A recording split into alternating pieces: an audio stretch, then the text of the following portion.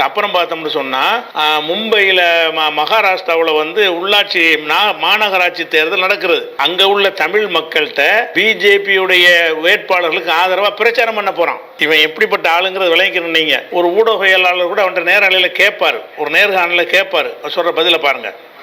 எதிராக விமர்சனங்கள்ல ஒரு விமர்சனமாக முன்வைக்கப்படுறது, நீங்க மும்பைக்கு சென்று பாரதிய ஜனதா கட்சி வேட்பாளர்களுக்கு ஆதரவு கேட்டவர், பரப்புரை செய்தவர், இன்றைக்கு அவர்களுடைய பின்னணியில தான் இந்த விஷயங்கள்லாம் நடக்குது. அது ஒரு பைத்தியக்காரத்தனம்.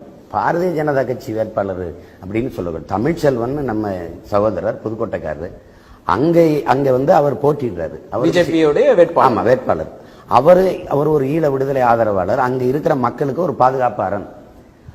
அங்க போய் என்னுடைய மேடையில அவங்க கட்டியிருந்த கொடியெல்லாம் எடுத்துட்டாங்க. என்னுடைய மேடையில அவரை ஏற்றி இவருக்கு வாக்கு செலுத்துங்க. புகைப்படங்கள்ல அவங்களுடைய கொடி, அவர்களுடைய கட்சி, அவர்களுடைய பின்னணியோட தான் புகைப்படங்கள்லாம் இன்னைக்கு இருக்கு. அதெல்லாம் இன்னைக்கு திரும்ப மறுபதிப்பு செய்து வலைதளங்கள்ல போடலாம். அதை மறுக்க முடியாது. வந்து பாரதிய ஜனதா தமிழ்ச்செல்வன் மட்டுமல்ல, மற்ற வேட்பாளர்களுக்கும் நீங்க அங்க எங்கெங்க போனீங்கிற வரைக்கும் டீடைல்ஸ் போறாங்க. நீங்க உங்க பரப்புரை நடந்திருக்கிறது.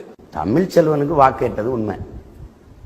அது சும்மா ஏதாவது சொல்லிட்டு இருப்பாங்க. கூடுதலாக அந்த என்னென்ன தொகுதிகள் நான் வேணா பட்டியல் சொல்றேன், எங்கெல்லாம் நீங்க கூட போனீங்க அப்படின்னு சொல்லி அதுவும் இருந்திருக்கிறதுங்கிறதுனால இப்ப வந்து இந்த செய்தியை யாரை நோக்கி கேள்வி எழுப்பணுமோ அதிகாரத்தில் இருக்கவங்களால தான் இன்னைக்கு ஒரு முடிவு கொடுக்க முடியும். ஆனால் அதை அப்ப பிஜேபி மேடையில பேசுனதுக்கு ஆதாரம் வச்சிருக்காங்க. அந்த ஆதாரம் கூட என்கிட்ட இருக்கிறது. அதுக்கு மறுப்பு சொல்ல முடியல. அவனால மேடையில் இருந்தீங்க, உங்க கொடிக்கட்டலாம் இல்லை, பிஜேபி மேடை தான்.